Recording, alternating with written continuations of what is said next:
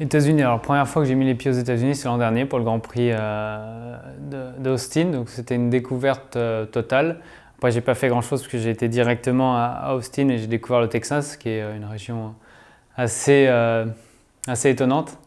Maintenant, c'est vrai que j'aimerais essayer cette saison, pourquoi pas de découvrir un petit peu plus, mais en tout cas, c'était sympa de mettre les pieds aux États-Unis.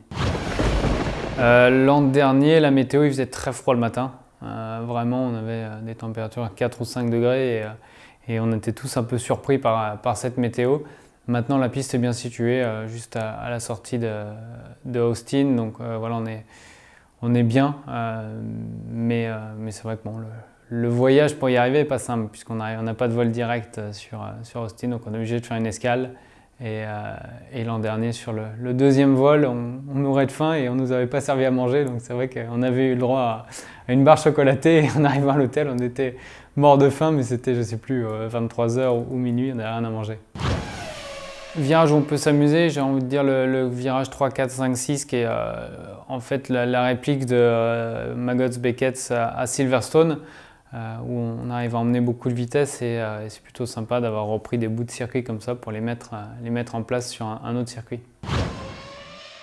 Le virage plus compliqué, le numéro 1, on est dans la ligne droite et puis d'un coup ça remonte très fort pour aller sur cette épingle et arriver en haut du freinage, ça redevient plat, donc on a un moment où soit on bloque les roues avant, soit on bloque les roues arrière, mais c'est vrai que la voiture n'arrive jamais à être forcément très stable sur cet endroit-là. Mon point fort sur ce Grand Prix, c'est les enchaînements de virages rapides, où j'arrive à aller vraiment chercher la limite de la voiture. L'an dernier, le circuit était tout neuf et le tarmac avait vraiment pas de grip du tout.